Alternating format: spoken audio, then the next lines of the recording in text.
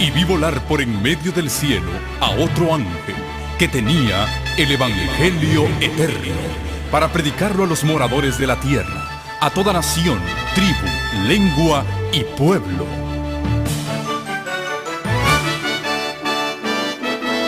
Con ustedes su programa cristiano con temas bíblicos de actualidad. Un programa que trae al mundo la verdad presente. Este es el Evangelio Eterno.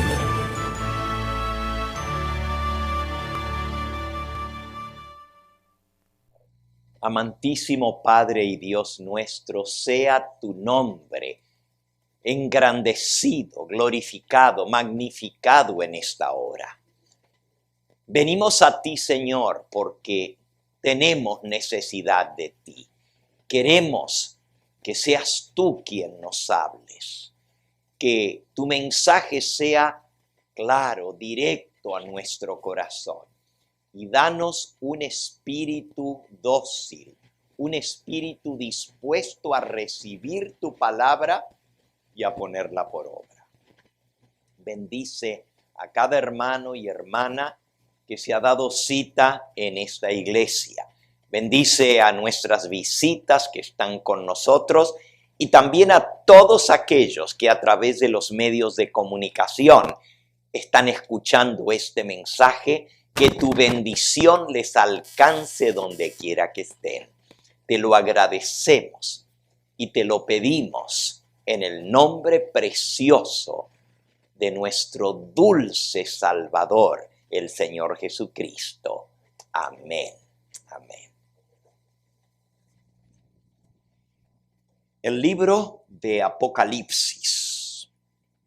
La palabra Apocalipsis está en griego y quiere decir revelación.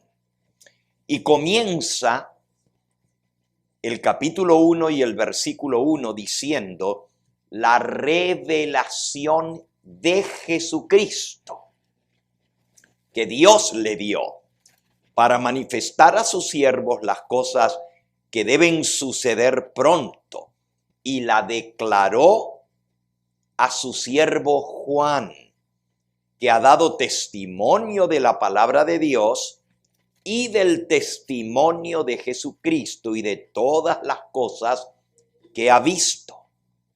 Bienaventurado el que lee y los que oyen las palabras de esta profecía y los que guardan las cosas en ella escritas, porque el tiempo está cerca. La revelación de Jesucristo. La palabra revelación, Apocalipsis, quiere decir descubrir el velo, correr la cortina para ver lo que hay detrás. Tiene un doble significado en este pasaje. Revelación de Jesucristo es porque viene de parte de Jesucristo. Él descorre la cortina, nos deja ver lo que viene después. Ninguno de nosotros conocemos el futuro. Es más, no sabemos si estaremos vivos mañana, ni qué nos traerá el día de mañana. Pero Jesucristo, Él nos revela lo que ha de suceder pronto. Así que es revelación de Jesucristo porque viene de parte de Jesucristo. Pero hay un doble significado de esta palabra. Revelación de Jesucristo no solamente es porque Jesús la dio a esta revelación, sino porque Él mismo se revela a través del libro de Apocalipsis. La revelación de Jesucristo es la revelación de quién es Él.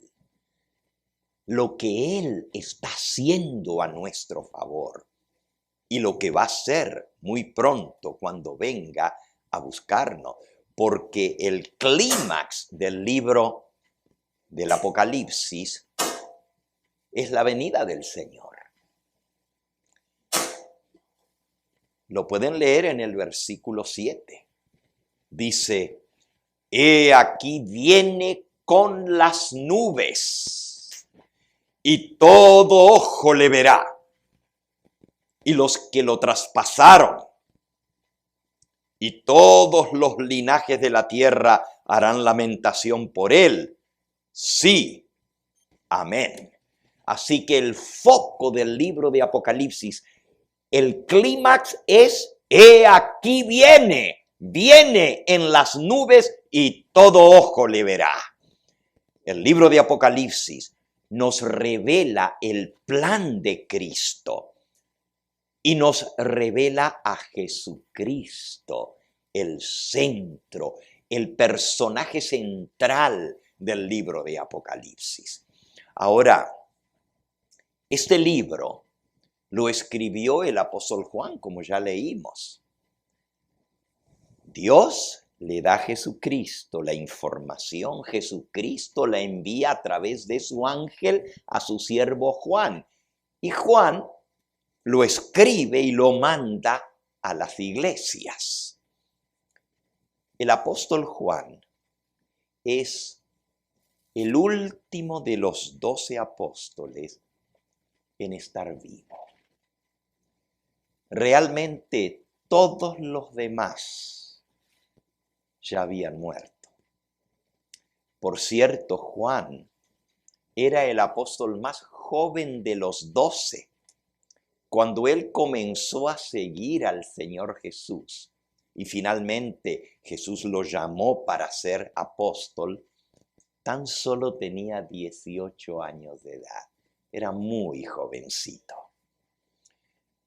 Fue el último en morir, no porque era el más joven. La mayoría de los apóstoles murieron de muerte violenta. Es decir, todos fueron asesinados, fueron muertos, fueron mártires por la palabra de Dios. El apóstol Juan iba a correr la misma suerte. Fue acusado, fue procesado, fue declarado culpable y fue condenado a morir. Realmente lo echaron en una caldera de aceite hirviendo. Los que echaron al apóstol Juan dentro de esa olla gigantesca, de esa caldera de hierro, con fuego debajo, el aceite hirviendo, varios de los que echaron a Juan murieron de las quemaduras al salpicar el cuerpo de Juan al caer dentro de la caldera. Y él, al igual que los 3 jóvenes hebreos que fueron echados en el horno de fuego, se paseó dentro de la olla. No le hizo daño porque el Señor lo protegió. Él tenía un propósito para Juan y por eso le preservó la vida. Cuando no pudieron quitarle la vida, lo enviaron prisionero para sacarlo de circulación, porque Juan predicaba la verdad y convertía a muchas almas al camino de Cristo. Y él estaba prisionero cuando escribió el libro de Apocalipsis. Estaba en una colonia penal, una prisión, que es una isla. En la época del Imperio Romano, esa isla llamada Patmos era dedicada para enviar los reos políticos. Lo mandaban allá y como no había manera de salir, porque era una isla en medio del mar Egeo, allá fue confinado el apóstol Juan. Esto lo pueden leer en el versículo 9 del capítulo 1. yo Juan vuestro hermano y copartícipe vuestro en la tribulación, en el reino y en la paciencia de Jesucristo. Estaba en la isla llamada Patmos por causa de la palabra de Dios y el testimonio de Jesucristo. Juan fue mandado, desterrado a esta prisión por predicar la palabra de Dios y por dar testimonio de lo que Jesús le revelaba a él, porque el testimonio de Jesucristo es el espíritu de la profecía. Y por esas dos causas, por la palabra de Dios y por el testimonio de Jesucristo, fue desterrado. En un día de sábado, que él adoraba a su Señor, Jesús se le apareció en la costa de esa isla. La historia está en el capítulo 1. Cómo Jesús se le apareció y le habló. Hacía muchos años que Juan no veía personalmente al Señor Jesucristo.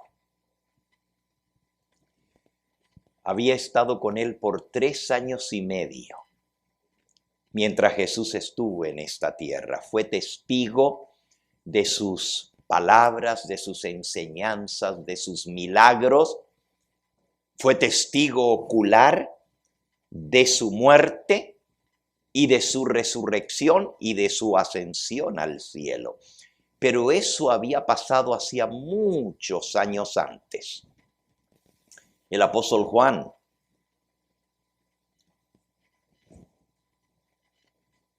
tenía 22 años cuando Jesús fue tomado de esta tierra y elevado al cielo en su ascensión y en su retorno a su Padre Celestial. 22 años de edad, y ahora lo que estamos leyendo, él lo escribió cuando tenía más de 90 años de edad. O casi los 90.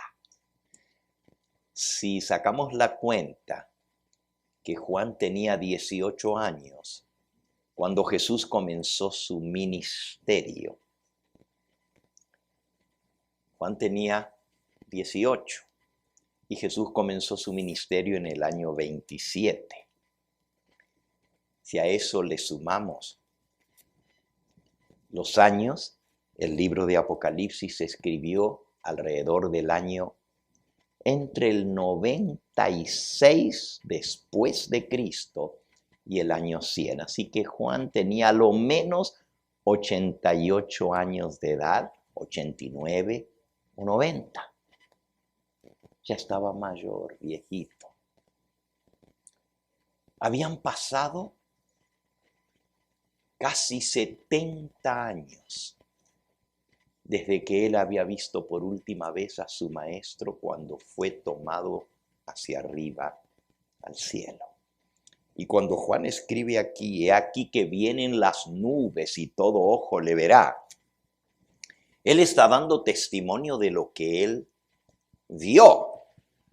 Si buscan por un momentito el Evangelio de San Lucas, nos dice cómo Jesús fue tomado arriba al cielo. Dice el versículo 50 del capítulo final de Lucas, Lucas 24:50. Lo sacó Jesús fuera hasta Betania y alzando sus manos los bendijo. Y aconteció que bendiciéndolos se separó de ellos y fue llevado arriba al cielo. Y ellos, después de haberle adorado, volvieron a Jerusalén con gran gozo y estaban siempre en el templo alabando y bendiciendo a Dios. Así que, viéndolo ellos, fue llevado arriba al cielo. El mismo autor del Evangelio de Lucas, que es el médico amado, escribió el libro de Hechos. Y ahora si vamos a Hechos, al capítulo 1, 2 libros más adelante, dice en Hechos, capítulo 1 y versículo 9. Y habiendo dicho estas cosas, viéndolo ellos, fue alzado. Y le recibió una nube que le ocultó de sus ojos. Y estando ellos con los ojos puestos en el cielo, entre tanto que él se iba, he aquí se pusieron junto a ellos 2 varones con vestiduras blancas, 2 ángeles, los cuales también les dijeron: varones Galileos, ¿por qué estáis mirando al cielo?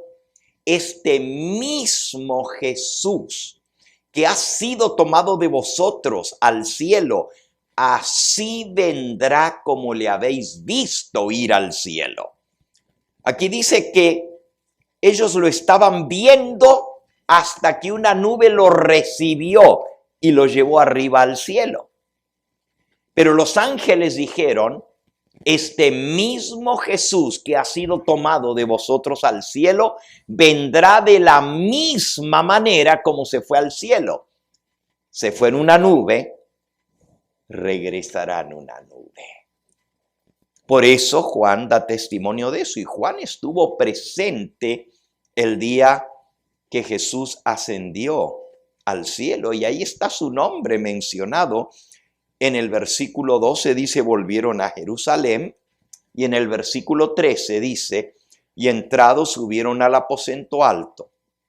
Y allí estaban Pedro y Jacobo y Juan, y Andrés y Felipe y Tomás y Bartolomé, Mateo, Jacobo hijo de Alfeo, Simón el celote y Judas hermano de Jacobo. 11. El que no está mencionado es Judas, el que lo entregó. Está el otro Judas, el hermano de Jacobo. Juan está entre ellos. Él fue testigo ocular de la ascensión de Cristo al cielo. Pero ahora,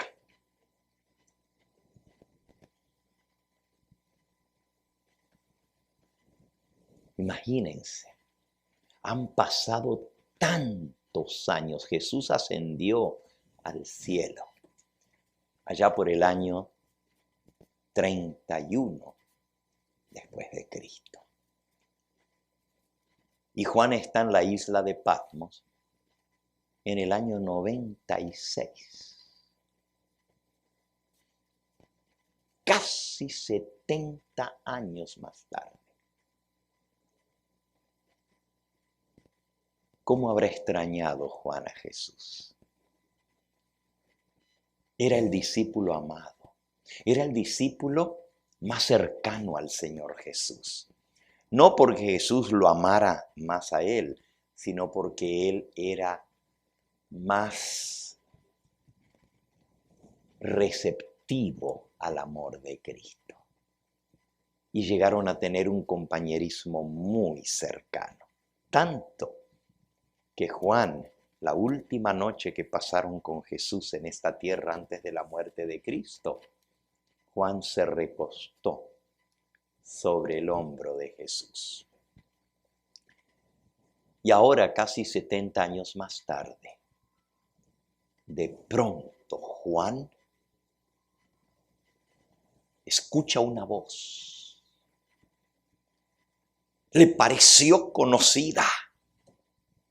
Se da vuelta para ver quién le habla, porque está solo en la playa. Se ha apartado de los demás presos que están en la isla para adorar a su Señor. Volvamos ahora al libro de Apocalipsis y ya vamos a ir a introducir el mensaje de Jesús. Pero si volvemos allí a Apocalipsis en el capítulo 1, dice el versículo 10, yo estaba en el Espíritu en el día del Señor y oí detrás de mí una voz como de trompeta que decía, yo soy el Alfa y la Omega, el primero y el último. escribe en un libro lo que ves y envíalo a las 7 iglesias que están en Asia, a Éfeso, Esmirna, Pérgamo, Tiatira, Sardis, Filadelfia y Laodicea.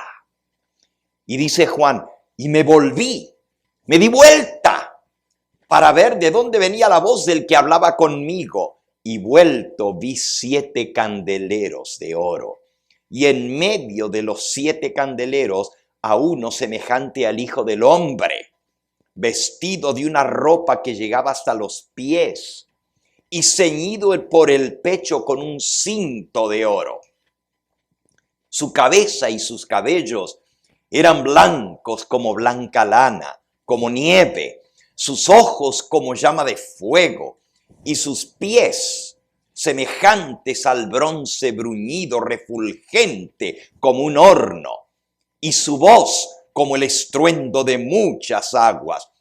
Tenía en su mano derecha, en su diestra, 7 estrellas, y de su boca salió una espada aguda de 2 filos. Su rostro era como el sol cuando resplandece en su fuerza. Cuando yo lo vi, dice Juan, caí como muerto a sus pies. Y él puso su diestra sobre mí diciéndome, no temas, yo soy el primero y el último, el que vivo. Y estuve muerto, mas he aquí que vivo por los siglos de los siglos. Amén. Y tengo las llaves de la muerte y del Hades. Hades quiere decir sepulcro. Escribe las cosas que has visto, las que son y las que han de ser después de estas. El misterio de las 7 estrellas que has visto en mi mano derecha y de los 7 candeleros de oro en medio de los cuales él se paseaba.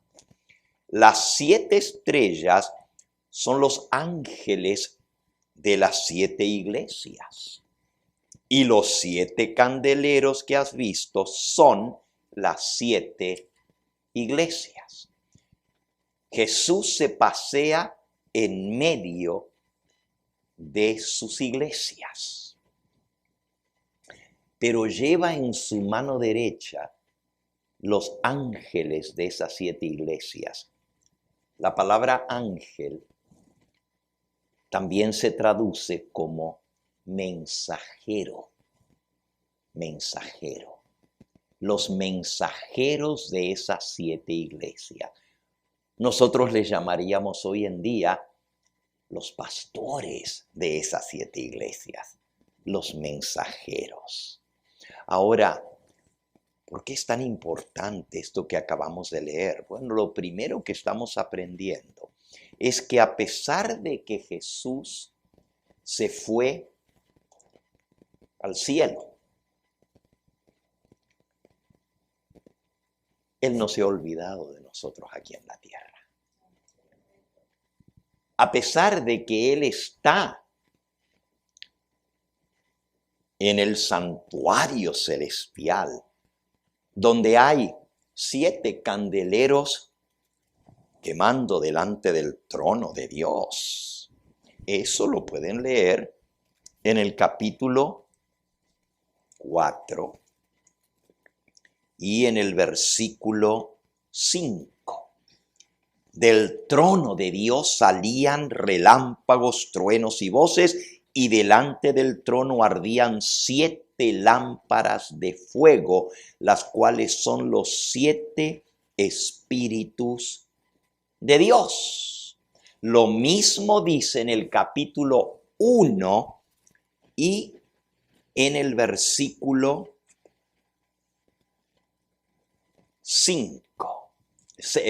4.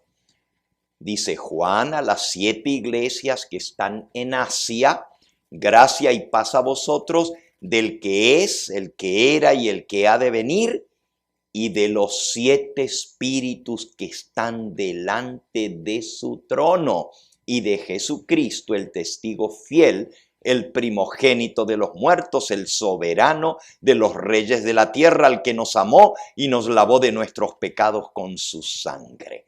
Así que el saludo que da Juan es de parte del Eterno, el que es, el que era y el que ha de venir, de parte de los 7 espíritus de Dios que están delante de su trono, el Espíritu Santo, y de parte de Jesucristo, y aquí le llama el testigo fiel. Mantengan eso en mente, porque al hablar Jesús a su iglesia, se identifica con ese nombre, el testigo fiel. Ahora, los candeleros, los 7 candeleros, ya leímos que representan las 7 iglesias. El número 7 es el número de Dios. En la Biblia, el número 7 se repite muchísimas veces y siempre en relación con Dios. En el libro de Apocalipsis se menciona más de 30 veces el número 7. Las 7 iglesias, los 7 ángeles, las 7 estrellas, los 7 sellos, los 7 candeleros, las 7 trompetas, los 7 ángeles, las 7 copas de ira, y puedo seguir mencionándoles la cantidad de veces que se menciona el número 7. El número 7 representa algo completo, terminado la obra de Dios, porque Dios hizo el mundo en 6 días y reposó el 7º día. Es el día que nos recuerda a Dios y su obra creadora, el número 7. Entonces, el Señor Jesús muestra que Él está pendiente y que se pasea en medio de su iglesia. Y el número 7 representa la totalidad de las iglesias del Señor.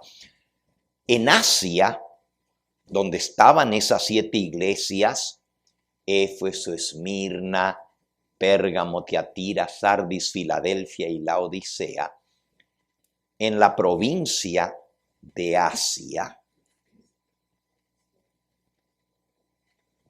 según dice el versículo 11, envíalo a las 7 iglesias que están en Asia. El Señor Jesús escogió esas 7 iglesias, aunque había muchas más iglesias en la provincia de Asia. Los que tienen en su Biblia un mapa, pueden ir en los mapas en la parte de atrás de su Biblia y van a ver un mapa, por lo menos en mi Biblia, se titula Los viajes del apóstol Pablo, y entonces la provincia de Asia menciona una cantidad de lugares donde había iglesias. Ahí están Éfeso, Esmirna, Pérgamo, Tiatira, Sardis, Filadelfia y Laodicea. Pero aparte de eso, aquí en mi mapa, y no están todas las ciudades donde Pablo levantó iglesias, pero aparece Iconio, Listra, Derbe, Pergue, Rodas, Antioquía de Pisidia, Troas, Asón, Iconio, y eso solo para mencionar algunas. Había muchas otras iglesias en la provincia romana de Asia, pero el Señor Jesús escogió 7, porque el número 7 representa la totalidad de la obra de Dios en su iglesia. Por eso son 7 iglesias. Elena de White, en el libro Hechos de los Apóstoles, menciona que Jesús escogió esas 7 iglesias para enviarle mensajes, porque esas 7 iglesias, por su condición espiritual, por sus necesidades y por su experiencia por las cual habían pasado, representaban al pueblo de Dios a lo largo de 7 períodos de la historia. Eso lo dice la mensajera del Señor en el libro Hechos de los Apóstoles. Son 7 iglesias que Jesús escogió, pero también sus nombres: Éfeso, Esmirna, Pérgamo, Tiatira, Sardis, Filadelfia y Laodicea. Los nombres de esas ciudades donde estaban las 7 iglesias de Asia tienen un significado especial en el idioma en que se escribió. Son representativas esas iglesias y esos nombres de las iglesias a experiencias por las cuales el pueblo de Dios iba a pasar a lo largo de 7 periodos de la historia, desde la época del apóstol Juan hasta el final del tiempo, es decir, hasta nuestros días. Ahora, les hago una pregunta. Si las 7 iglesias y los 7 mensajes que Jesús envía a las 7 iglesias representan 7 períodos de la historia de la iglesia cristiana a lo largo de los siglos, desde la época del apóstol Juan hasta nuestros días, ¿en cuál de esos períodos piensan ustedes que estamos viviendo nosotros? ¿En cuál? En el 7º. ¿Y cómo se llama la 7ª iglesia? Laodicea. Ahora, esto no es simplemente porque ustedes lo digan, que estamos viviendo en el 7º período. No es mi propósito en esta serie hablar de las 7 iglesias, solamente concentrarme en el mensaje de Jesús a la iglesia de Laodicea. Pero si estudiáramos la experiencia y la historia de esos 7 periodos, descubriríamos que se aplica exactamente, que era una profecía de tiempo, donde cada uno de esos periodos están descritos en la experiencia de esas 7 iglesias. Ahora la Odisea, y con esto suficiente para la introducción. Ahora vamos a ir directamente al mensaje. El nombre Laodicea viene de 2 palabras en griego. Laos, que quiere decir pueblo en griego. Laos. Y dicea es una forma verbal del verbo dikaió, que quiere decir juzgar. Pueblo juzgado. Pueblo del juicio. Qué interesante. La última de las 7 iglesias lleva por nombre pueblo juzgado. Es decir, el pueblo que pasa por el juicio. Y nosotros sabemos que el juicio previo a la venida del Señor Jesús, según la profecía de Daniel 8:14, comenzó ¿en qué año? 1844. Ahora son 7 iglesias. Si ustedes se animan y pueden escribir rápido lo que están tomando nota, yo les voy a dar los periodos históricos de las 7 iglesias. Les voy a dar las fechas que cubren esas iglesias para llegar a la última. La iglesia de Éfeso es la iglesia apostólica, es decir, la época donde estaban vivos los apóstoles, hasta la muerte del apóstol Juan, que fue alrededor del año 100 después de Cristo.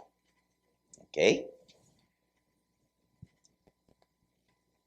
Es decir, va desde la época de Cristo, podríamos poner desde el año 27, cuando él fue ungido como Mesías, hasta el año 100, que fue la muerte del apóstol Juan. Ese se llama el período de la iglesia conocido como el período apostólico, porque estaban los apóstoles. Fueron muriendo uno por uno hasta que murió finalmente Juan, y con la muerte de Juan termina el primer período de la iglesia del Señor Jesucristo en esta tierra, el período apostólico. La segunda iglesia se llama Esmirna, y el período de Esmirna va del año 100 hasta el año 313 después de Cristo. Del 100 al 313. El año 100, la muerte del apóstol Juan, al año 313, el edicto de Constantino de libertad religiosa o de tolerancia religiosa en el año 313. Ese período de Esmirna es el período de las grandes persecuciones del pueblo cristiano, primero en manos de los judíos y después en manos de los romanos, de los emperadores romanos. Pero termina ese periodo, podríamos llamarle el periodo, la primera es la iglesia apostólica, el segundo periodo es la iglesia perseguida. Sufrieron más de 10 persecuciones. Por eso Jesús a Esmirna le dice, no te preocupes por lo que vas a sufrir. Y para cada iglesia Jesús se presenta con un nombre distinto. El tercer periodo de la iglesia cristiana, de la iglesia del Señor, es el periodo de Pérgamo y va del año 313, cuando Constantino da el decreto de tolerancia religiosa, es decir, paró la persecución. Los cristianos estaban muy felices porque había parado la persecución, pero no se imaginaban lo que eso traería. Vino un periodo de compromiso con el gobierno, con el Estado. Constantino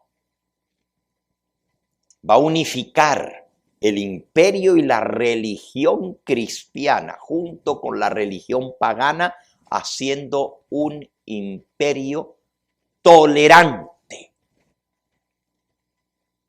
Podríamos llamarle al periodo de Pérgamo la iglesia comprometida, pero no en el buen sentido de la palabra, comprometida con predicar el mensaje, sino en compromiso con la política y con el mundo.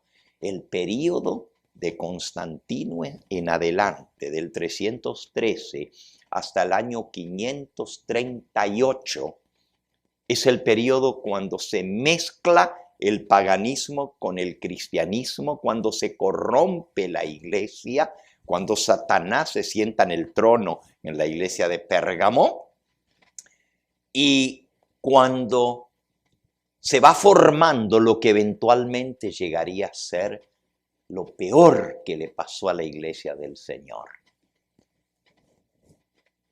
Que se siente un hombre y se haga representante de Dios en la tierra y se haga adorar como si fuera Dios. Y eso nos lleva al cuarto periodo o la cuarta iglesia, del año 538 al año 1517. 538 fue cuando el obispo de Roma es coronado en Roma como sumo pontífice del Sacro Imperio Romano. Es decir, la iglesia cristiana se hace totalmente política y católica romana. En el año 538 se da el edicto de Justiniano. En el 313 el edicto de Constantino. En el 538 el edicto de Justiniano.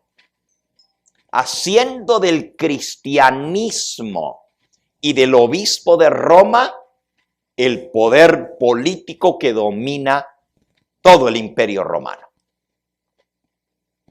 Y allí llegan al trono los papas y van a gobernar la iglesia. Pero no solo la iglesia, sino también el mundo. Ese es el cuarto periodo, se le llama a la cuarta iglesia Tiatira. Y justamente es a la iglesia de Tiatira donde se le dice: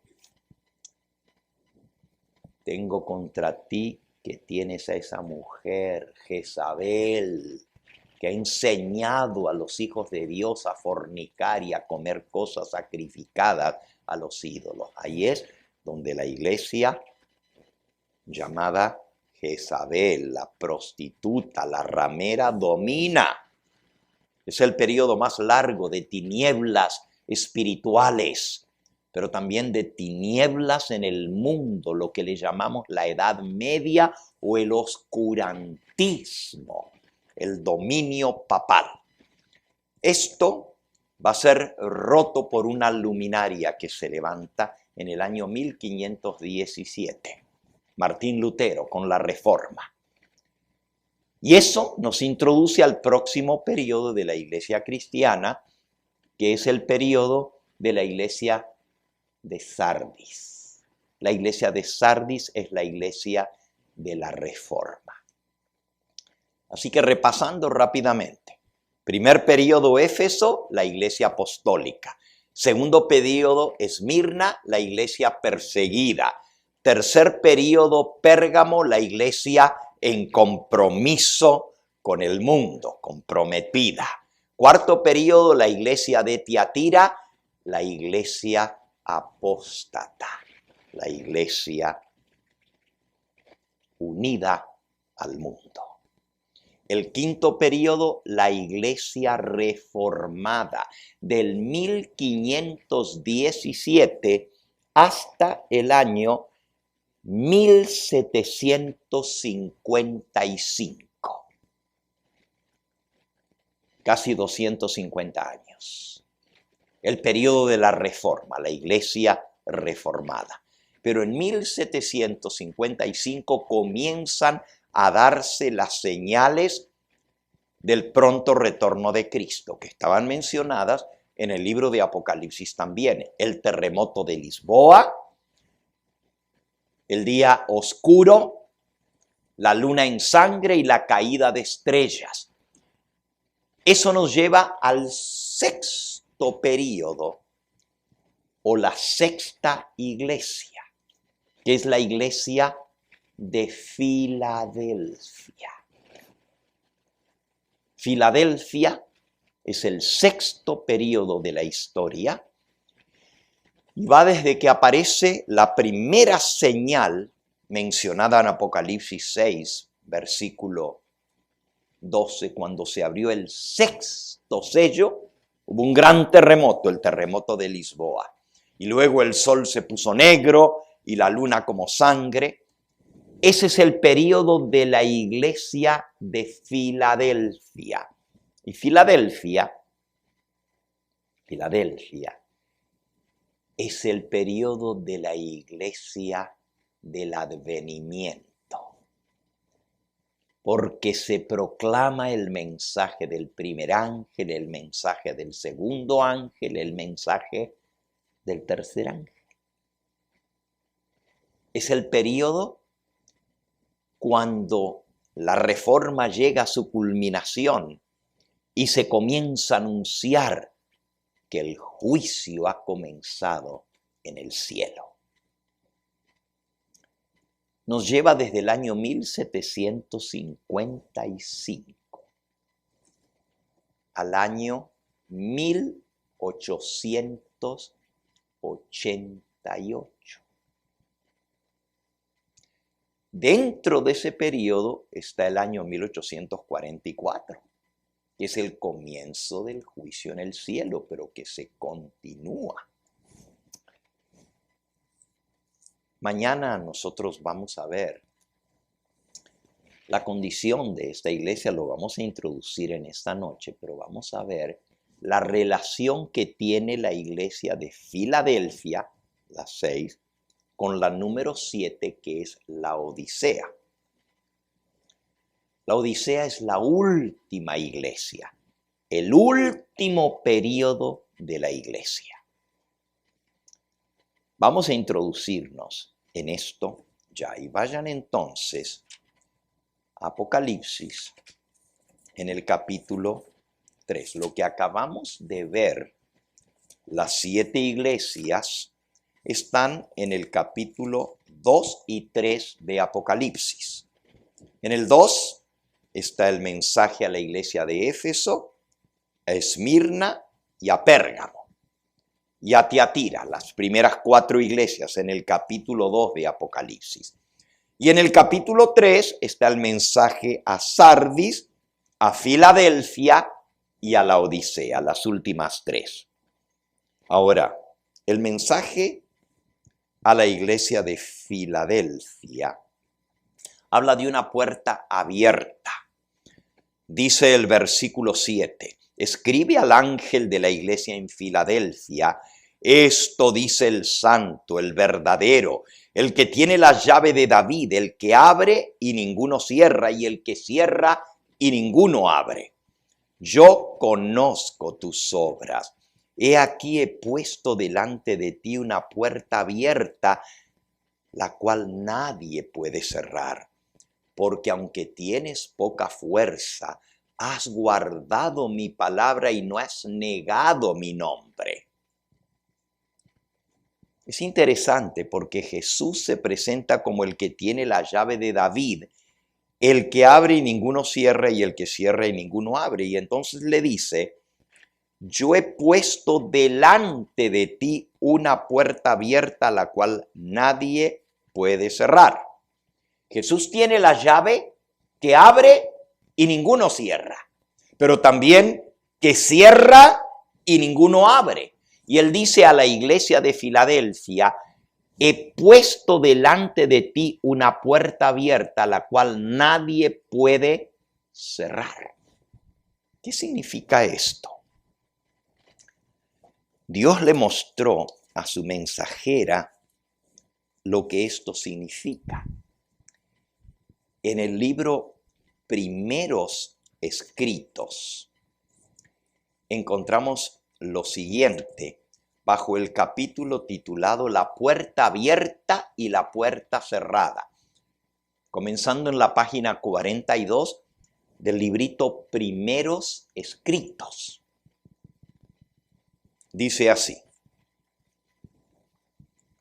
el sábado 24 de marzo de 1849 tuvimos con los hermanos de Towson, Maine, una reunión muy agradable. El Espíritu Santo fue derramado sobre nosotros y fui arrebatada en espíritu a la ciudad del Dios viviente.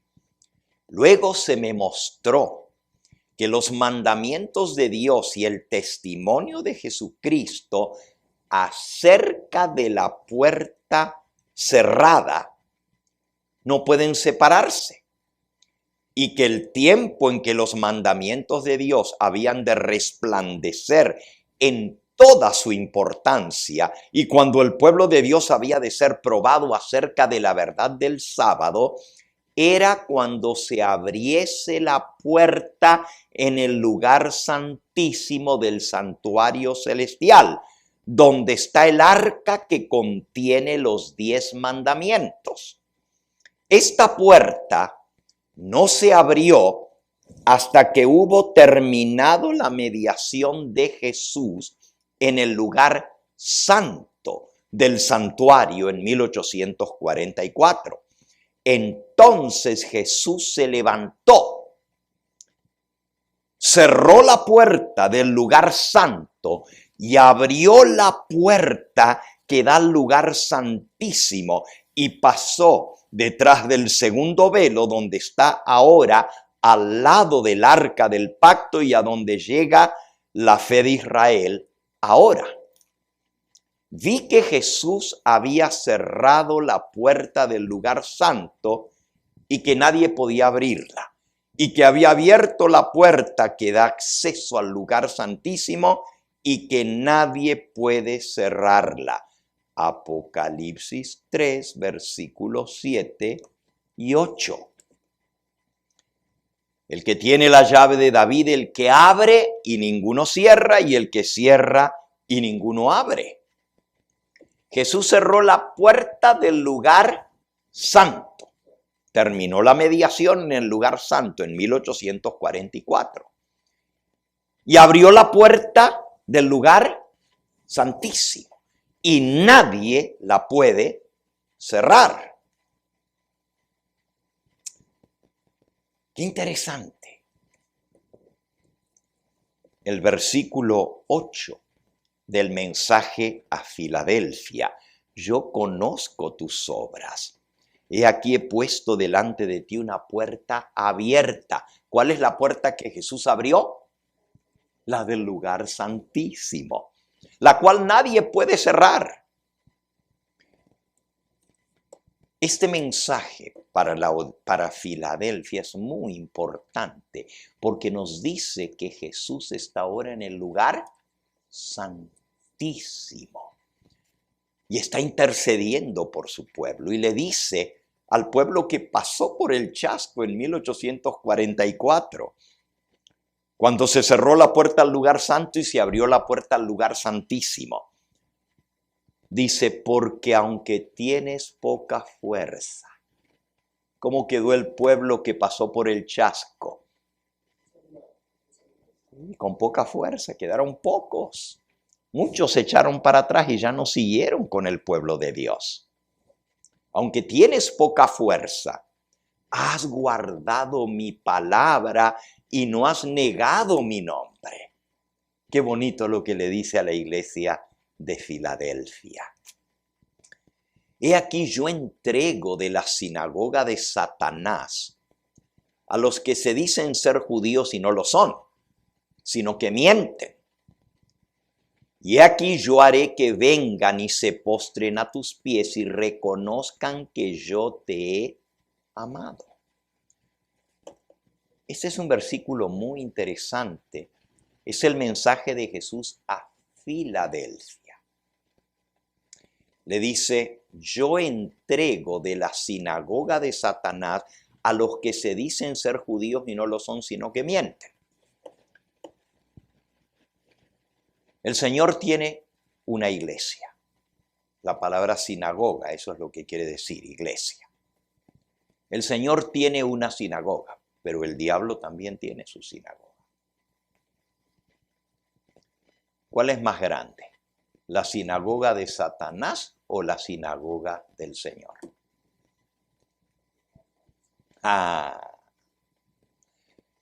Quisiéramos nosotros decir que la iglesia del Señor es más grande.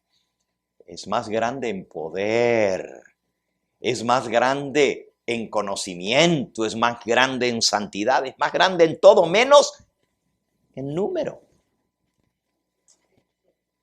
¿Y por qué? La sinagoga de Satanás es tan grande, porque para Dios nomás hay dos iglesias. No me estoy ahora refiriendo a los 7 periodos de las 7 iglesias.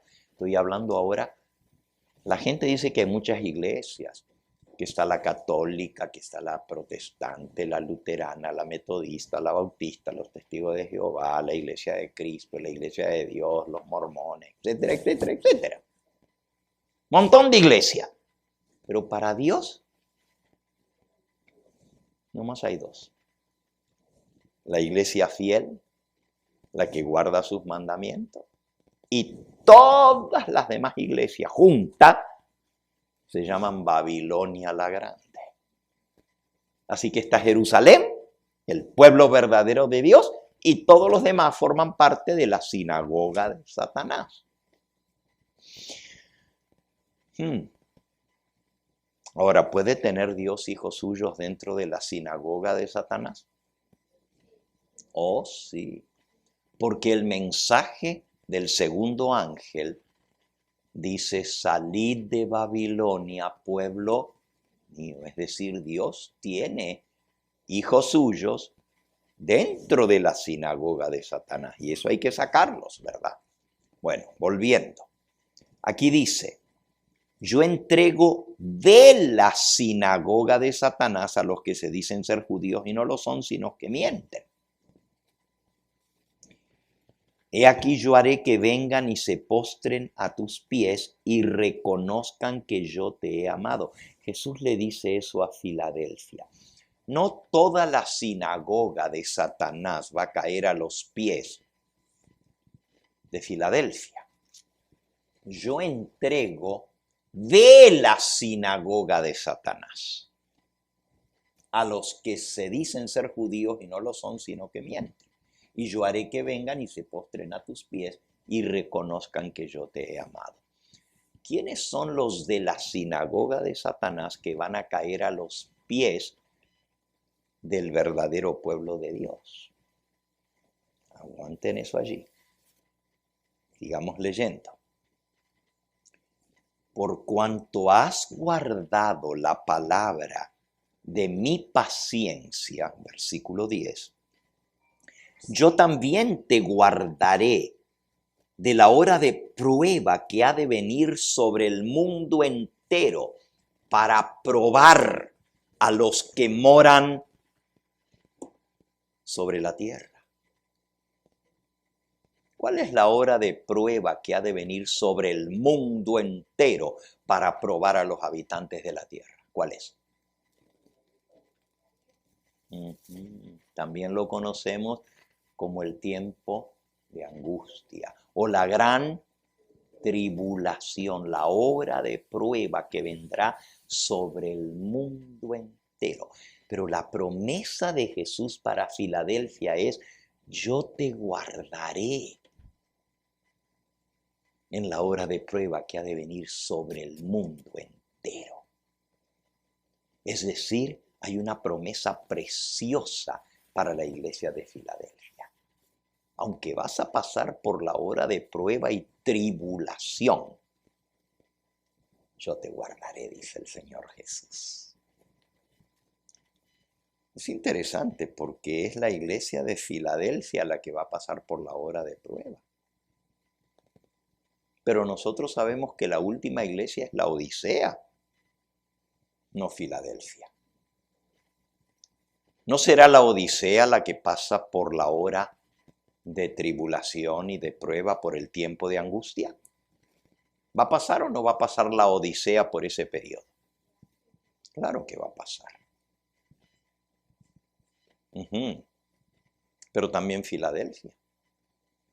Y usted dice: ¿pero cómo puede ser? Sigamos leyendo. He aquí yo vengo pronto. Retén lo que tienes para que ninguno tome tu corona. Versículo 12. Al que venciere, yo lo haré columna en el templo de mi Dios y nunca más saldrá de allí. Y escribiré sobre él el nombre de mi Dios y el nombre de la ciudad de mi Dios, la nueva Jerusalén, la cual desciende del cielo de mi Dios, y mi nombre nuevo. El que tiene oído, oiga lo que el Espíritu dice a las iglesias. Ahora, a Filadelfia, el Señor le promete que al que salga vencedor, lo hará columna en el templo de Dios, el templo, el santuario en el cielo. Y no saldrá del templo, no saldrá nunca de allí. El versículo 12 estamos considerando. Ahí está. Lo haré columna en el templo de mi Dios y nunca más saldrá de allí. Y escribiré sobre él 3 cosas.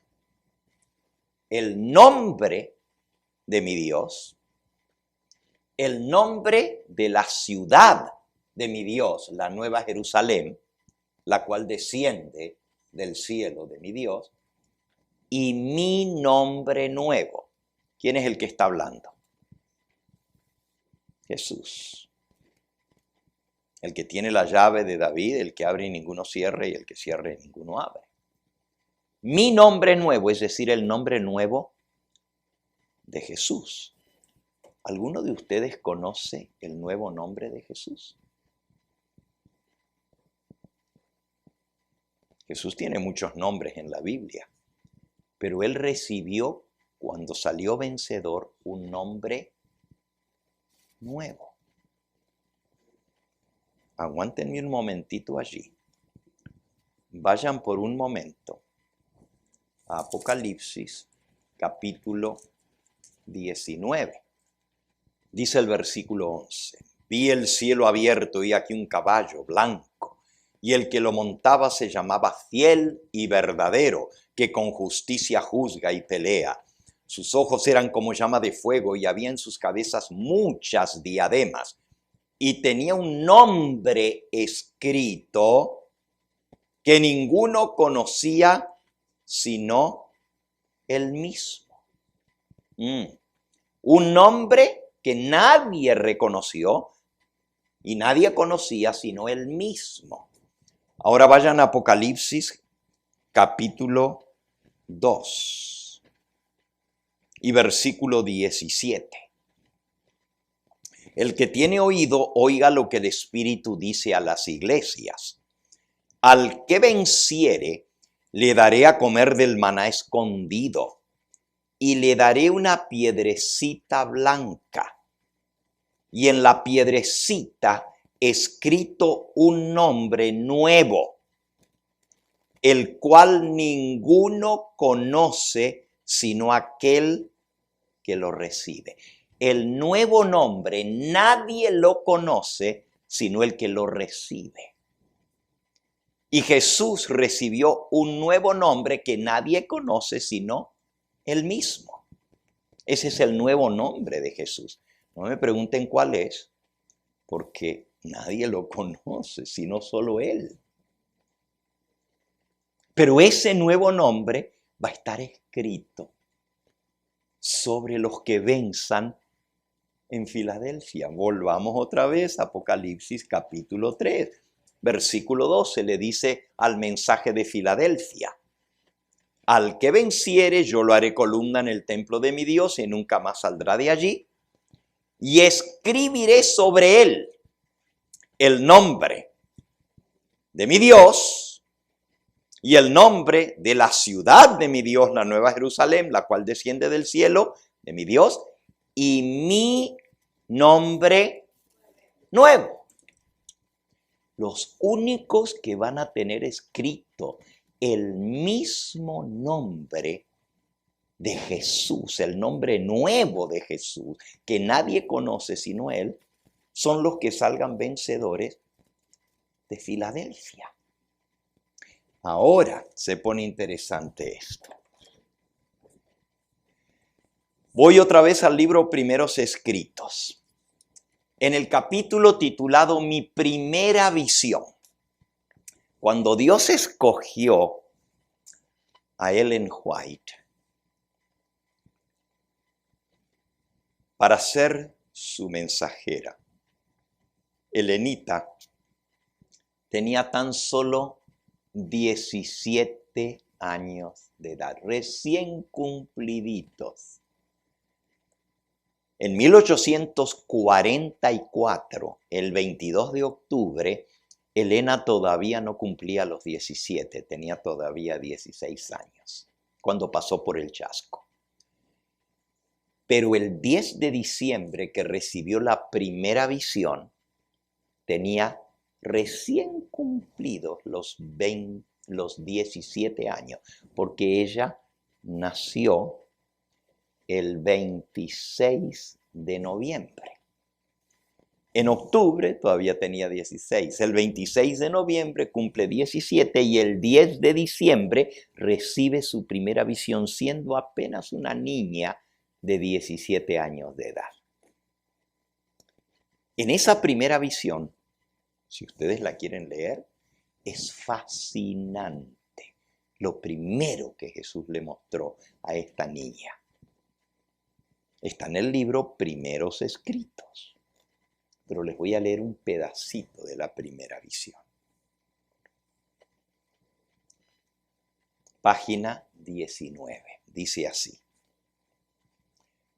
Ella viene describiendo todo lo que vio en el cielo en su primera visión y luego describe cómo salen de la ciudad y van alrededor de la ciudad hasta el lado norte de la ciudad, fuera de los muros de la ciudad, porque la ciudad está rodeada de muros, pero en el lado norte de la ciudad, dice, el monte de Sión estaba ahora delante de nosotros y sobre el monte de Sión había un hermoso templo.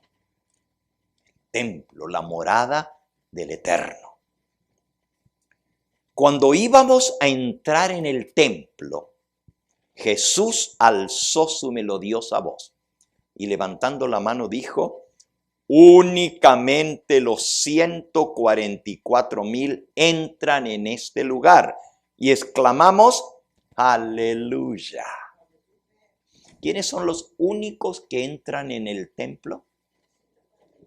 Los 144,000. Ahora les pregunto a ustedes, adventistas. ¿Quiénes son los 144,000? Es un grupo especial. Sí, tienen las características, están en Apocalipsis 14, siguen al Cordero por doquiera que va. Pero si tuviéramos que describir para diferenciarlos de todos los demás redimidos, porque unos son los mártires que llevan un ribete, eso todo está en la primera visión, ¿ok? Los mártires llevan un ribete rojo, un borde rojo en sus vestiduras porque derramaron su sangre por Cristo. Y luego está la gran muchedumbre que nadie puede contar de toda nación, tribu, lengua y pueblo. Todos los redimidos, que son los que han resucitado cuando el Señor Jesús viene, de todas las edades. Pero los 144,000 son redimidos de entre los hombres, de entre los vivos. Van a recibir al Señor Jesús estando vivos sin pasar por la muerte. ¿Captaron eso?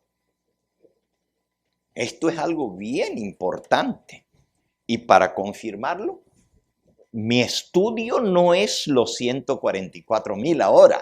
Si estuviéramos estudiando eso, pues me voy a la Biblia y al Espíritu de Profecía y les compruebo quiénes son los 144,000. Pero en resumen, nomás les voy a leer una cita del Conflicto de los Siglos que lo resume todo. Páginas 706 y 707 del Conflicto de los Siglos. Así resume quiénes son los 144,000. Delante del trono, sobre el mar de cristal, ese mar de vidrio que parece revuelto con fuego por lo mucho que resplandece por la gloria de Dios, hállase reunida la compañía de los que salieron victoriosos de la bestia, de su imagen, de su marca y del número de su nombre. 4 victorias diferentes. Salieron victoriosos sobre la bestia, sobre su imagen, sobre su marca y sobre el número de su nombre. Con el Cordero, en el monte de Sión, donde está el templo, teniendo las arpas de Dios, están en pie los 144,000 que fueron redimidos de entre los hombres. Se oye una voz como el estruendo de muchas aguas y el estruendo de un gran trueno, una voz de tañedores de arpas que tañían con sus arpas, cantan un cántico nuevo delante del trono, un cántico que nadie podía aprender sino aquellos 144,000. Es el cántico de Moisés y del Cordero, un canto de liberación. Los únicos que cantan ese cántico, según Apocalipsis 14, son los 144,000. Y nadie más lo puede cantar ni aprender. ¿Por qué? Aquí dice, ninguno sino los 144,000 pueden aprender aquel cántico, pues es el cántico de su experiencia. Una experiencia que ninguna otra compañía ha conocido jamás. Estos son los que siguen al Cordero por doquiera que va. Habiendo sido trasladados de la tierra de entre los vivos, sin gustar la muerte, son contados por primicias para Dios y para el Cordero. Estos son los que han salido de la gran tribulación, han pasado por el tiempo de angustia, cual nunca ha sido desde que ha habido nación. Han sentido la angustia del tiempo de la aflicción de Jacob, han estado sin intercesor durante el derramamiento de los juicios finales de Dios, pero han sido librados, pues han lavado su ropa y las han emblanquecido en la sangre del Cordero. En sus bocas no ha sido hallado engaño, pues están sin mancha delante de Dios. Por esto están delante del trono de Dios y les sirven día y noche en su templo. Y el que está sentado sobre el trono tenderá su pabellón sobre ellos. Estos vieron la tierra asolada con hambre y pestilencia. Vieron al sol que tenía el poder de quemar a los hombres con intenso calor, la cuarta plaga. La pestilencia, la primera plaga. Y ellos mismos soportaron padecimientos, hambre y sed. Pero no tendrán más hambre ni sed, ni el sol caerá sobre ellos, ni ningún otro calor, porque el Cordero que está en medio del trono los pastoreará y los guiará a fuentes vivas de aguas, y Dios limpiará toda lágrima de los ojos de ellos. ¿Quiénes son los 144,000? Los que son trasladados de la tierra de entre los vivos, sin gustar la muerte. No resucitan y son transformados, son trasladados como Enoc de la tierra sin gustar la muerte, porque vamos a estar vivos cuando venga el Señor. Ahora, que ya tenemos claro quiénes son los 144,000, ahora volvamos al mensaje de Filadelfia y de la Odisea. Por cuanto has guardado la palabra de mi paciencia, yo también te guardaré de la hora de prueba que ha de venir sobre el mundo entero, la gran tribulación. Y ahora el versículo 12, que es el que estamos viendo. Al que venciere, yo lo haré columna en el templo de mi Dios, y nunca más saldrá de allí. ¿Quiénes son los únicos que entran al templo? Los 144,000. Eso se lo dice a los de Filadelfia. Y nunca más saldrá del templo. Ahí va a estar con Jesús. Y escribiré sobre él el nombre de mi Dios, las tres cosas. Ahora, vuelvo a la primera visión que Dios le dio a Elena de White en la página 19. El templo. ¿Ok? Jesús levanta la mano y con melodiosa voz dice, solo los 144,000 entran en este lugar. Este templo estaba sostenido por 7 columnas de oro transparente con engastes de hermosísimas perlas. No me es posible describir las maravillas que vi. Oh, si yo supiera el idioma de Canaán, entonces podría contar algo de la gloria del mundo mejor. Vi en el templo tablas de piedra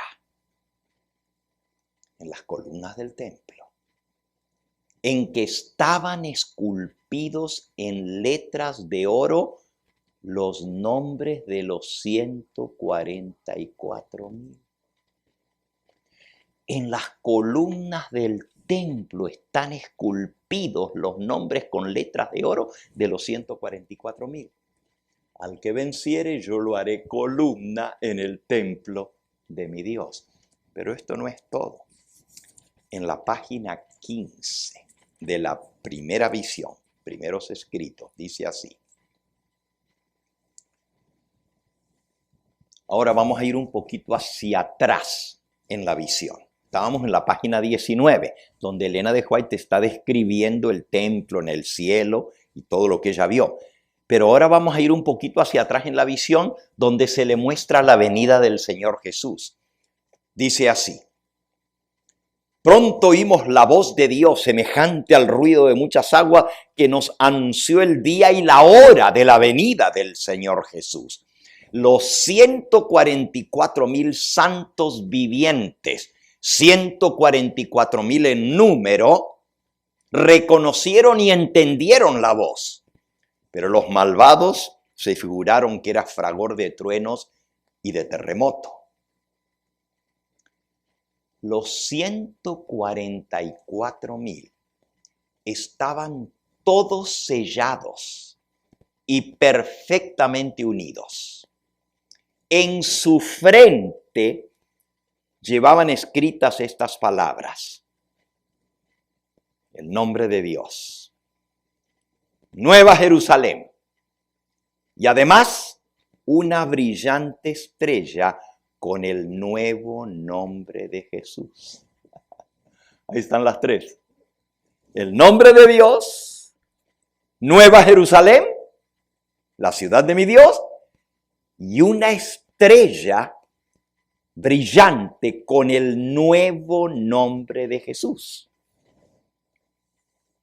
Los impíos se enfurecieron al vernos en aquel santo y feliz estado y querían apoderarse de nosotros para encarcelarnos, cuando extendimos la mano en el nombre del Señor y cayeron al suelo como muertos, rendidos. Entonces conoció la sinagoga de Satanás que Dios nos había amado a nosotros, que podíamos lavarnos los pies unos a otros y saludarnos fraternalmente con ósculo santo, y ellos adoraron a nuestras plantas. Ahí está.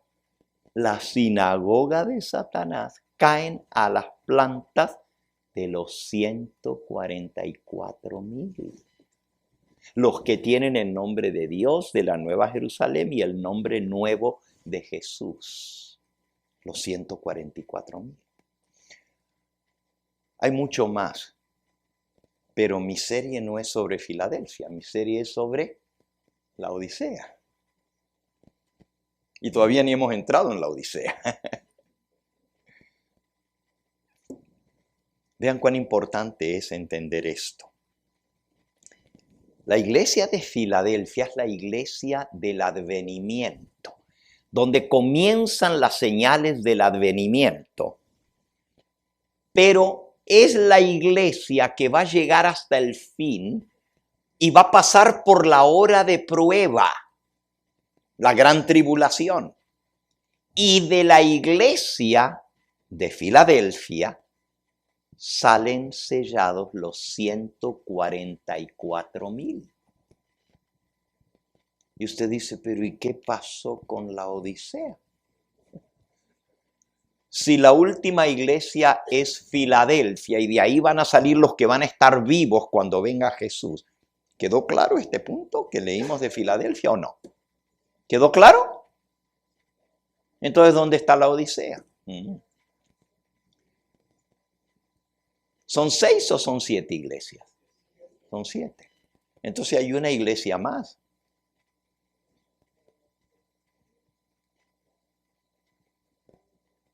Leámosla. Ahora llegamos al punto. Versículo 14. Escribe al ángel de la iglesia en la Odisea. pueblo juzgado, la Odisea. He aquí el amén, el testigo fiel y verdadero. El principio de la creación de Dios dice esto: yo conozco tus obras, que ni eres frío ni caliente. Ojalá fueses frío o caliente, pero por cuanto eres tibio y no frío ni caliente, te vomitaré de mi boca. Jesús le habla a la Odisea. La iglesia que va a estar viva en el último periodo de la historia de este mundo, la séptima iglesia.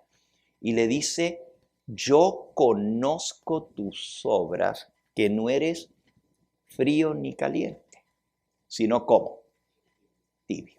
Por cuanto no eres frío ni caliente, sino tibio, te vomitaré de mi boca. Porque tú dices: yo soy rico y me he enriquecido y de ninguna cosa tengo necesidad. Y no sabes que tú eres un desventurado, miserable, pobre, ciego y desnudo.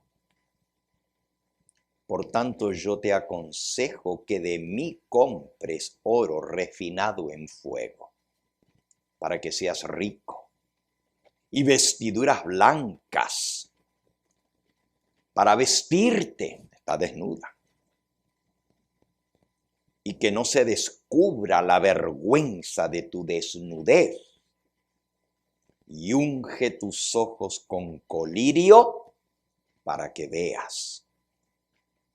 Y ahora viene el versículo que es el título de nuestra serie. Yo reprendo y castigo a todos los que amo. Sé pues celoso y arrepiéntete. He aquí yo estoy a la puerta y llamo. Si alguno oye mi voz y abre la puerta, entraré a él y cenaré con él y él conmigo. Al que venciere, le daré que se siente conmigo en mi trono, así como yo he vencido y me he sentado con mi Padre en su trono. El que tiene oído, oiga lo que el Espíritu dice a las iglesias. La Odisea es la última de las 7 iglesias.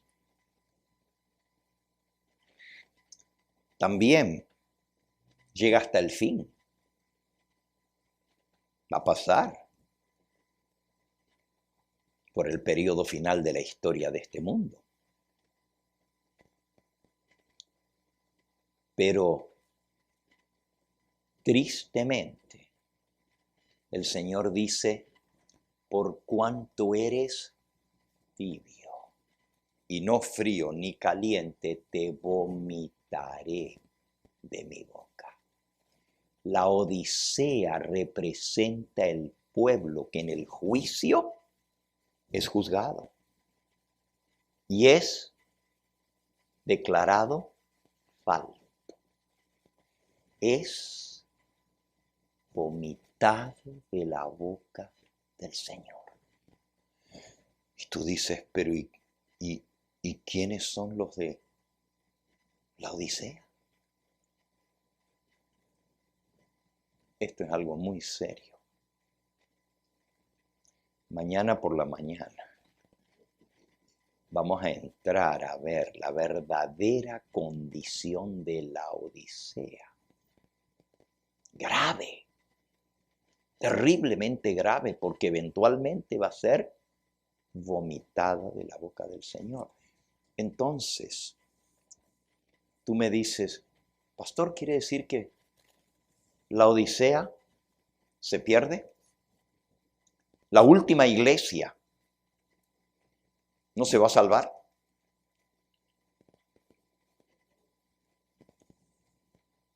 ¿Hay esperanza para la Odisea o no lo hay? Yo reprendo y castigo a todos los que ¿qué? ¿Ama el Señor Jesús a los laodicenses? Él lo dice, yo reprendo y castigo a todos los que amo. El Señor Jesús ama a su última iglesia, pero Él la llama a arrepentirse. Sé pues celoso y arrepiéntete. Si no, serás vomitado de la boca del Señor. Y se escuchará de ti las palabras: pesado fuiste en balanza y fuiste hallado falto. La Odisea llega hasta el mismo fin, es la última iglesia. Pero si queremos salvarnos y estar vivos cuando el Señor Jesús venga y darle la bienvenida en gloria, los 144,000 no salen de la Odisea, salen de Filadelfia. Es decir, tenemos que volver a la condición espiritual del pueblo en su primer amor, cuando el mensaje adventista comenzó a ser proclamado. Volver a las raíces del movimiento adventista con el amor filial, porque eso es lo que quiere decir Filadelfia, amor entre hermanos. Tenemos que volver a la experiencia. Miren, nosotros no podemos volver atrás en tiempo. Las 7 iglesias son consecutivas. Y si la iglesia de Filadelfia comenzó en 1755, pero va a pasar por la tribulación, porque el Señor la va a guardar en medio de la hora de prueba que va a venir, entonces, ¿dónde cabe la Odisea? Obviamente, la Odisea viene después de Filadelfia. Comienza en algún momento durante el último periodo de la historia de este mundo y también llega hasta el fin. Solo que el que permanezca en el estado de la Odisea no se arrepienta, va a ser vomitado de la boca del Señor. Jesús tiene remedio para los laodicenses tibios. Hay remedio. Él da una receta y mañana vamos a ver la receta de Jesús para los laodicenses.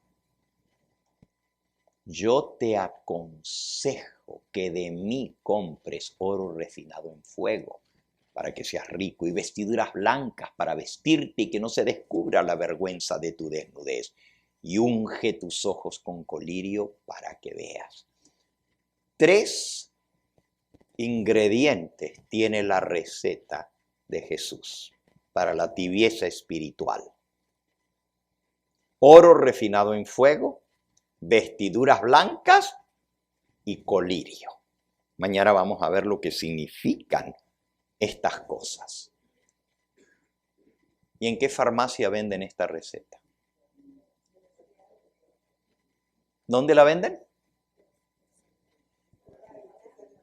Hay uno solo que la vende, un solo farmacéutico, un solo médico, porque Jesús no es farmacéutico, Él es médico, el médico divino. Dice el versículo 18, el consejo del testigo fiel a la iglesia de la Odisea. Por tanto, yo te aconsejo que de mí compres oro refinado en fuego y vestiduras blancas y colirio. Que de mí compres. El único que dispensa la receta para la enfermedad fatal de la Odisea, que le produce vómitos al Señor Jesús. Le duele el estómago de ver la condición de su iglesia. Tengo ganas de vomitar, dice. Y te voy a vomitar. Ya me viene arcadas. Estoy a punto. En el griego dice, estoy a punto de vomitarte de mi boca. Sé pues celoso y arrepiéntete si no quieres ser vomitado de mi boca. ¿Hay esperanza para la Odisea? Claro que sí. Y la esperanza es salir de la condición de la Odisea, que es fatal y que lleva a la destrucción, y volver a la experiencia cuando Dios levantó el pueblo adventista en su primer amor, que todo lo entregaron por la obra del Señor. Volver a esa experiencia de prepararse para la venida del Señor. Cuando el pueblo adventista pasó por el chasco, estaban listos para la venida del Señor. Por eso subsistieron al chasco los que subsistieron. Los que no estaban preparados espiritualmente se desanimaron, se fueron de vuelta al mundo, se apartaron completamente.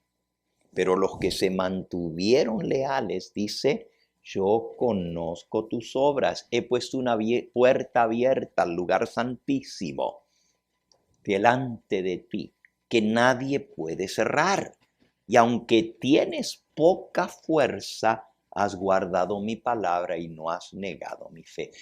Esa es la experiencia que nosotros tenemos que desarrollar si queremos ser victoriosos. Pero hay un problema con la Odisea. Jesús le dice a la Odisea, he aquí yo estoy a la puerta y llamo.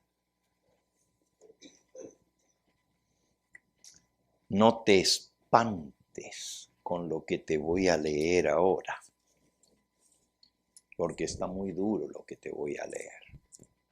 El mensaje a la Odisea se aplica a la iglesia adventista del séptimo día.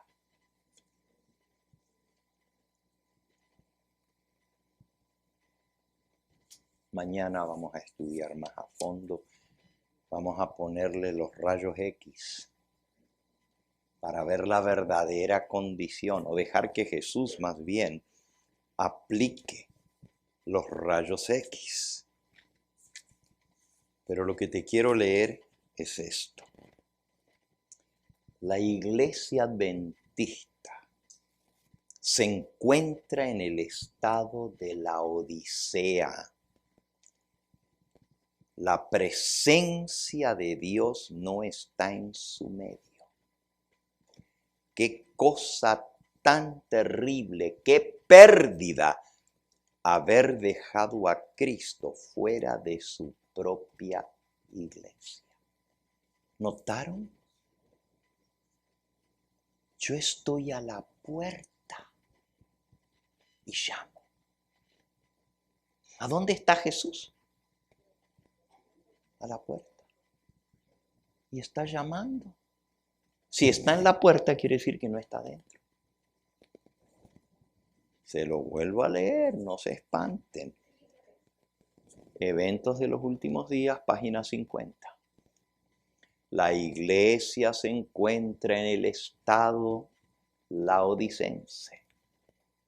La presencia de Dios no está en su medio.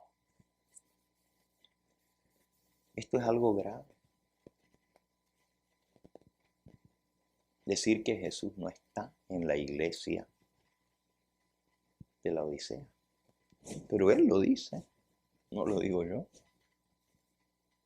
Él dice, yo estoy a la puerta y llamo. Y luego dice, si alguno oye mi voz y abre la puerta. El llamado de Jesús no es para toda la iglesia, sino si alguno oye mi voz y abre la puerta, entraré a él. Es individual. La iglesia en su estado de la Odisea ha dejado a Jesús fuera. Jesús sigue llamando porque dice, yo reprendo y castigo a todos los que amo. El amor de Jesús no ha dejado de amar a su iglesia.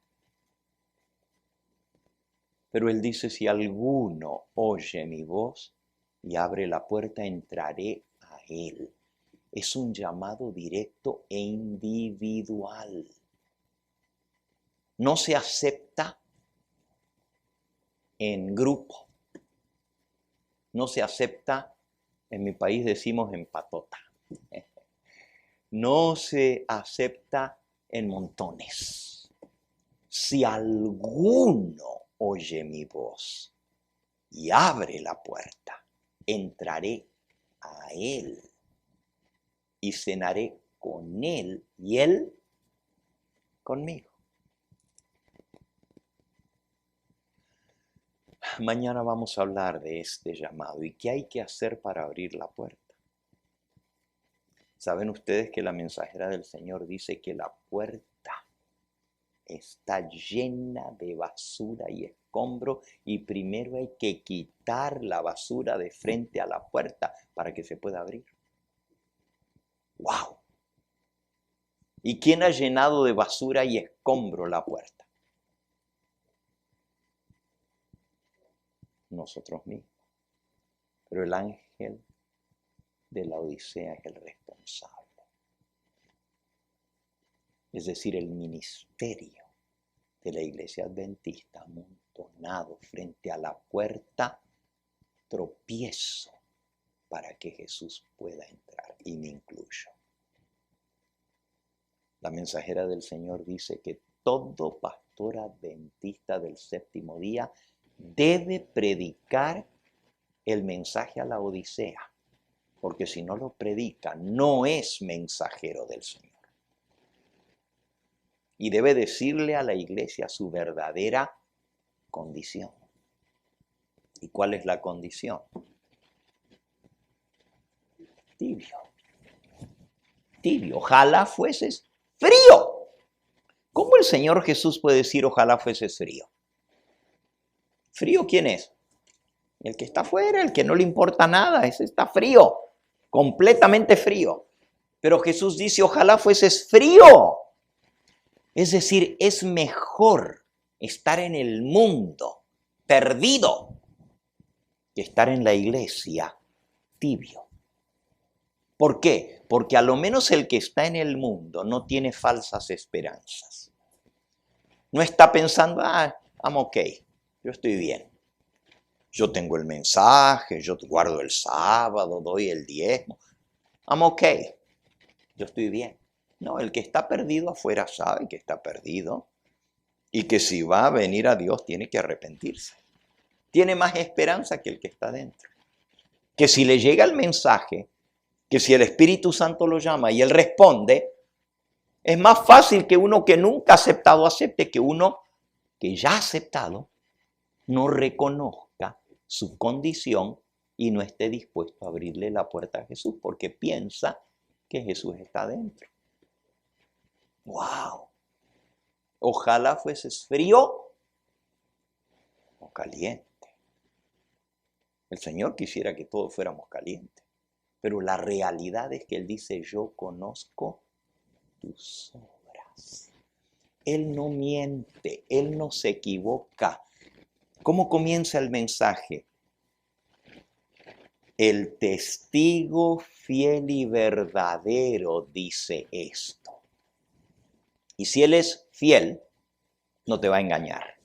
Y si lo que Él dice es verdadero, mejor que lo creas, porque nadie más que Él conoce mejor nuestra condición, aún más que nosotros mismos. Porque la iglesia de la Odisea, ¿saben lo que dice? Ahí lo dice. El versículo 17, porque tú dices, yo soy rico y me he enriquecido y no tengo necesidad de nada. I got everything I need. Tengo todo lo que necesito. Soy rico. Y no sabes El problema de la Odisea es que no sabe. ¿Por qué no sabe? Pues está ciega. No ve. No sabes que tú eres un desventurado, miserable. ¿Te imaginas si te encontraras a Jesús cara a cara y Jesús te dijera, tú eres un miserable? Wow, duro, ¿verdad? Pobre diablo, desventurado, no te va nada bien. Y no solamente eso, pobre, ciego y desnudo. Esa es la condición a los ojos de Dios de la iglesia adventista del séptimo día, de nosotros. Tú dices, pastor, arréglalo a esto porque esto está grave. Fix it. No puedo mejorar el diagnóstico porque es Jesús quien da el diagnóstico.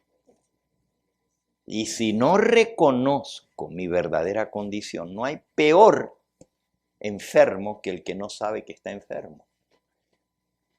Porque el que no sabe que está enfermo no va a venir al médico.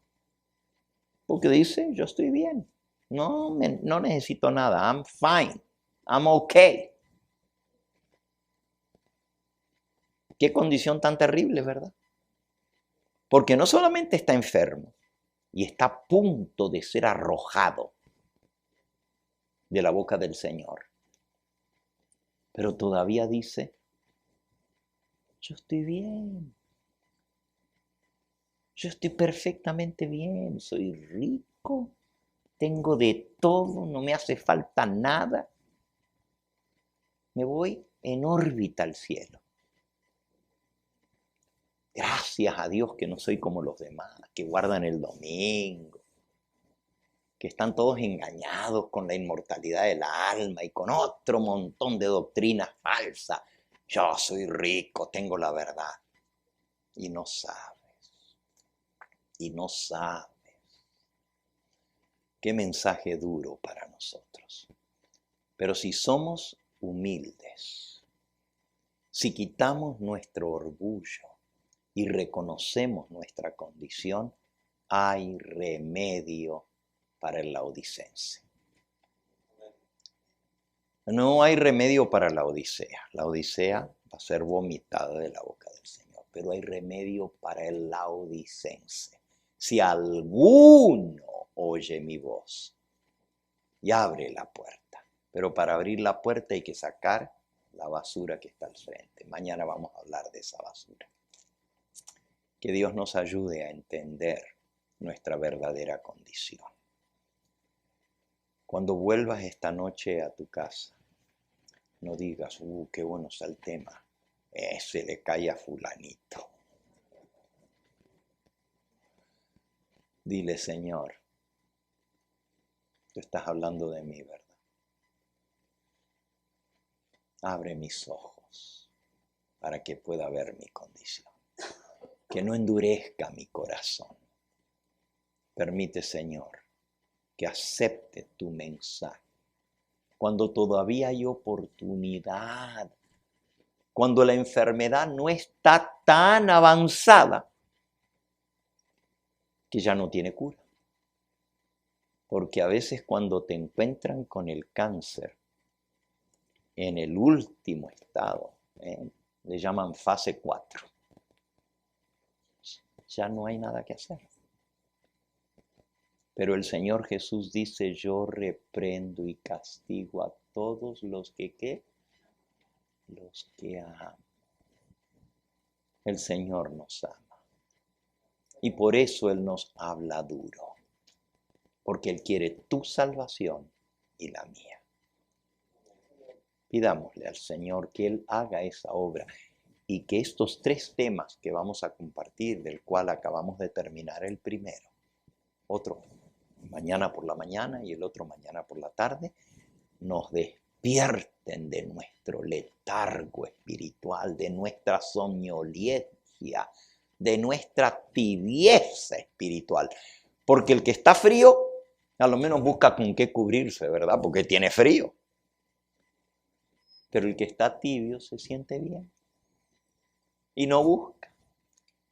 Que Dios nos ayude a buscarle a Él de todo corazón, mientras pueda ser hallado. Vamos a orar, vamos a pedirle al Señor que haga su obra en nosotros, porque yo sí quiero estar entre los 144,000. Yo quiero estar vivo cuando venga el Señor.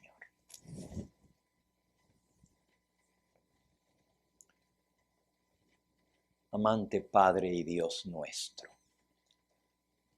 gracias porque tenemos un Salvador maravilloso que dio su vida y su sangre por nosotros. ¿Qué más pudo hacer Él para salvarnos? Pero de nosotros depende el aceptar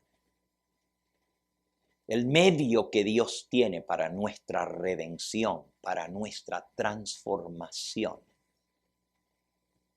Te pido, Señor, en el nombre de Jesucristo, que nos amó tanto, que dio su vida por nosotros, que envíes tu Espíritu Santo, la gracia del colirio espiritual para que veamos nuestra condición cuando todavía puede ser remediada y que podamos venir a Jesús para entender cómo aplicar la receta a nuestra vida para sacarnos de esta condición de tibieza y volvernos otra vez a ese primer amor que hemos perdido. Bendice a cada uno de nuestros oyentes, de nuestros televidentes, donde quieras que se encuentren. Tráelo, Señor, el día de mañana aquí a nuestra iglesia para que puedan escuchar en forma directa tu mensaje y puedan responder con su corazón en sus manos. Y a todos los que estamos aquí, permite, Señor, que podamos tener un descanso que repare nuestro cansancio para venir con la mente bien clara, para comprender el consejo que el testigo fiel da a su iglesia de la Odisea y para que lo apliquemos a nuestra vida. Despídenos con tu bendición, mas no de tu presencia. Sabemos que es terrible dejar a Cristo fuera. Te invitamos a entrar a nuestra vida. Quédate con nosotros y tráenos nuevamente a tu casa en las horas de la mañana de tu santo sábado. Te lo pedimos en el nombre precioso del testigo fiel y verdadero, del primogénito de la creación, el que creó todas las cosas con su poder y tiene también poder para recrearnos y hacernos nuevas criaturas. En el nombre de Cristo Jesús lo agradecemos y lo pedimos todo. Amén, Señor. Dice el... Este fue el Evangelio Eterno, su programa cristiano de actualidad bíblica, trayendo al mundo la verdad presente.